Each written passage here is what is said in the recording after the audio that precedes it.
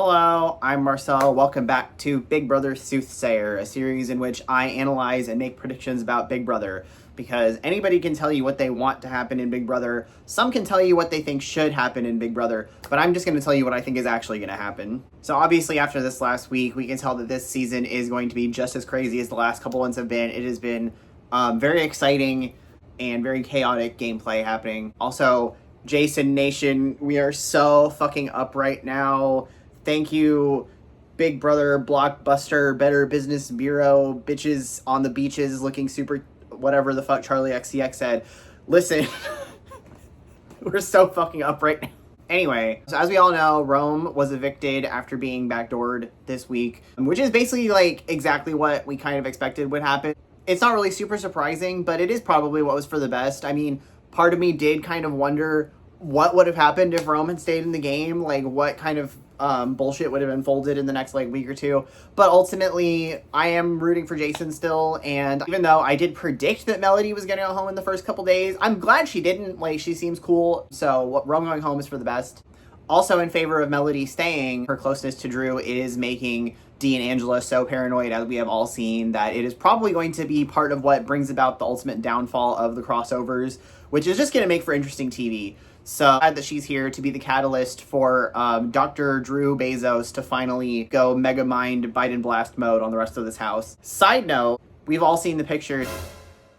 Has anybody else thought about the fact that Drew was on Beast Games, which streams on Amazon Prime, Jeff Bezos' streaming network? Now that didn't work. Drew's trying to become a rich man by winning $750,000. I'm just saying, if Jeff Bezos was secretly my dad, and I was trying to figure out some way to get in the same room as him, listen.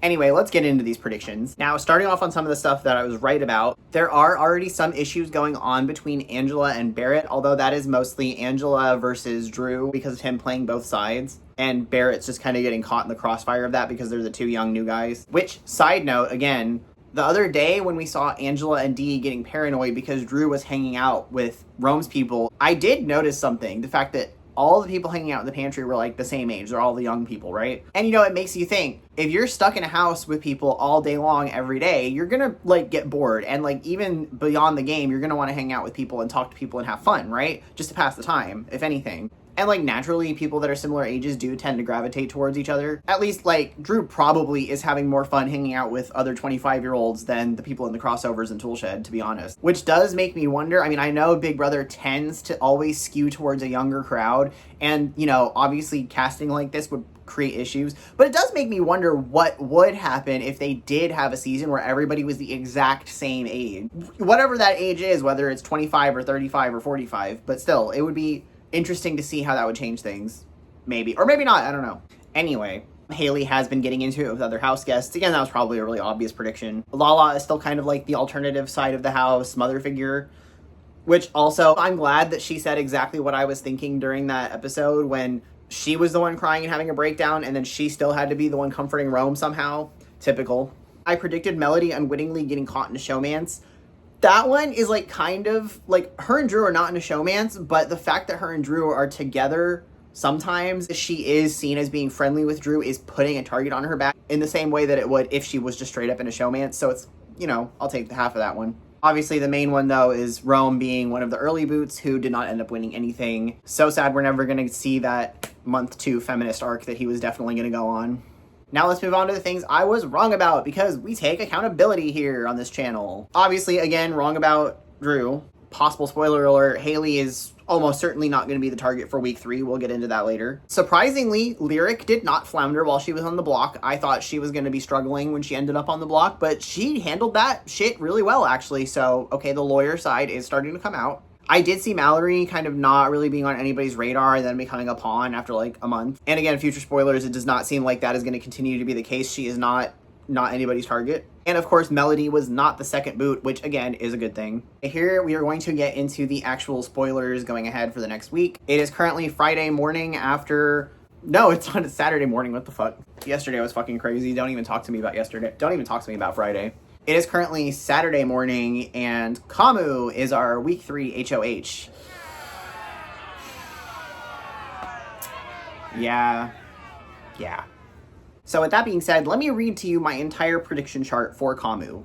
he's going to be an early HOH. He's going to do too much as an HOH. He's going to make too many promises, and that's going to result in somebody being backstabbed. He's going to have an alliance that falls apart, and he's going to blame his eviction on being a threat. Now, looking at that so far, I feel like we're on the right path here. But no, seriously, with Kamu being HOH, it doesn't take a crystal ball to figure out that Kamu's just going to target any woman with a pulse, maybe even ones without a pulse, if we can dig Rachel Skeleton out of the volcano. I'm not actually sure who he has nominated yet, but I have heard that he is thinking about putting Lala, Mallory, and maybe Melody on the block. Again, not sure. Did hear talk that he promised Lyric safety, but then now he's thinking about putting her up, which that would confirm making too many promises and then backstabbing somebody as a result. You know, again, we really just have to see how things are going to go this week. My guess is if Melody ends up in danger, then Drew is going to work really hard to try to save her, and then that's going to continue to make Dee and Angela very suspicious. There is also the worry that if anybody comes off the block, that he's going to put Jason up, which I don't want to happen. Obviously, very scared of Jason becoming HOH, the mandatory woke mob assembling to put everybody in full glam and drag on day one.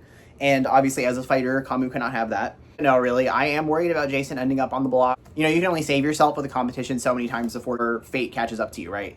But again, I do not really want Melody to go up at this point, but I could see if we end up with Jason and Melody being the final two on the block, Dee and Angela taking that shot in order to, like, fuck Drew up a little bit. Again, not saying I want it to happen, but I can see it happening. But of course, that would still be a toss-up since Jason and Melody share allies and he's put such a big target on his back. Speaking of which, I did kind of want to talk about the week 1 safety that happened, because even though that's kind of old news at this point, it is interesting to see what the three of them did with their safety, because Chuck really didn't do anything except get into a good alliance, but it's the fact that he was in alliance with the HOH, he felt like he didn't have to do anything.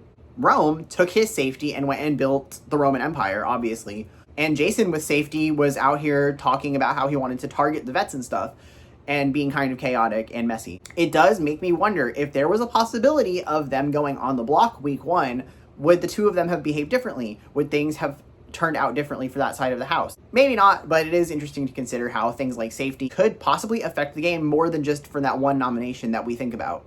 Like, we don't really think about how have-nots and stuff affect people, but certain people sleeping together in the have-not room did make people more suspicious of each other when people were being woken up for meetings. So the little things do sometimes add up, especially in a game where the smallest differences in tone can sometimes set people off. Anyway, that's a recap of the last week and a little bit going into the week ahead.